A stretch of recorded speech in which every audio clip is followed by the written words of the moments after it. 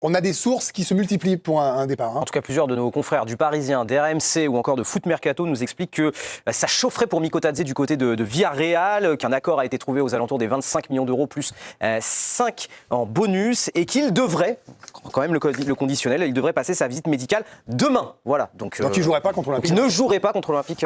On va attendre la confirmation de nos copains du journal de l'équipe, Hugo Guimet et tous ceux qui suivent l'Olympique lyonnais. Et voilà, le bandana du deuil. Qu'est-ce que vous voulez que je fasse avec une info comme ça? Je comprends absolument rien de ce move. Il y a rien d'intelligent, que ce soit en timing ou en montant de transfert, je ne comprends pas. Et la fameuse confirmation qu'évoque le journaliste de Hugo Guimet ou je ne sais quoi, c'est l'article qu'il y a derrière moi, c'est lui qui l'a rédigé, donc on est mort. Sportivement parlant, c'est forcément nul. Mais pour être très honnête, j'aurais pu comprendre qu'on s'assoie sur le sportif si vraiment financièrement c'était une golden offre. Mais là, finalement, on parle de 35 millions d'euros, bonus compris, et un intéressement de 10% sur une éventuelle plus-value, mais ça on s'en branle, c'est au futur. En fait, ce que je comprends pas, c'est qu'on est à 2 jours de jouer Marseille. On avait déjà pas de doublure pour Mikotadze, mais maintenant on a même plus Mikotadze. Au moment où je vous fais cette vidéo, il est 21h10, donc autant vous dire que vendredi c'est déjà terminé. Et donc on se laisse un délai de samedi, dimanche, lundi 20h pour trouver 2 putains d'attaquants. À la fin de cet article, on nous explique que les dirigeants lyonnais vont enrôler 2 attaquants de pointe probablement via des prêts afin de combler ce départ. Waouh putain, on est passé de la capitale des Gaules à faut que j'ai la Gaule sur des infos pourries comme ça, c'est nul. On vient de saccager des semaines de bon boulot, des semaines d'intelligence avec un move absurde où on s'enlève un élément clé de notre colonne vertébrale de jeu. Et oui, alors ça aussi c'est important de le souligner. Dans cet article, on essaie de nous faire croire que c'est Georges Mikotadze qui a été séduit par le projet. Mais bordel de merde, ce mensonge vous auriez pu le faire avec absolument n'importe qui d'autre dans l'effectif, mais pas lui, c'est pas possible, on n'y croit pas. Je n'y crois pas. Je vais pas faire le mec qui connaît tout le monde sur Lyon, qui a des sources de ouf, mais concernant ce dossier, j'en ai quand même une petite qui est de très bonne qualité. Et à aucun moment, dans sa tête, il n'a été question d'envisager ne serait-ce qu'un départ. Je peux même vous dire qu'il avait le profil pour envisager sa carrière à Lyon. Il aimait trop ce club, et promis, c'est pas le supporter qui parle. Je comprends rien, je comprends pas. Alors peut-être que finalement, en coulisses, on espérait un départ de Malik Fofana, mais qu'il n'y a pas d'offre concrète qui arrivait sur la table à Paris Everton, et qu'on a joué avec le temps en se disant que de toute façon, il y a un très gros qui va débarquer dans les derniers jours, sauf qu'on est dans les derniers jours et qu'il n'y a rien qui est arrivé, et que par jeu de domino tu fais tomber la plus grosse valeur. La deuxième c'est qui? C'est Mikotadze. Mikotadze tu t'en vas. Et ça compromet mais alors tellement de choses. Je vous jure qu'un public d'une équipe rêve tous les matins en se levant d'avoir un joueur dans son effectif comme Georges Mikotadze. Il a pas tout le temps été bon, il a même raté des trucs parfois, mais vu qu'il incarnait cet amour pour le maillot, on lui pardonnait tout. Pas parce qu'on était dupe, mais parce qu'on croyait au projet Georges Mikotadze. Et faut savoir que quand on vient le chercher, on lui dit qu'il sera pas forcément titulaire parce qu'il reste à la Lacazette, mais le but du jeu c'était qu'il roule sa bosse et qu'il trouve des repères avec cet effectif pour un beau jour reprendre le flambeau. Et on voulait lui donner le flambeau. Et là t'as un Denis Brognon à l'OL qui s'est présenté ce matin et qui lui a dit la sentence est irrévocable. Allez qu'on aille se faire foutre, de toute façon on vient d'aller se faire foutre tout seul. Et bien évidemment que concernant mon match face à l'OM ça change mon prono, parce que encore une fois la beauté de ce groupe c'était le groupe, mais dans ce groupe on avait des organes vitaux, on vient de s'en amputer un. Ah j'ai cher la mort, je vous jure je l'ai pas vu venir celle-là. Dimanche j'y vais comme ça au stade en mode deuil.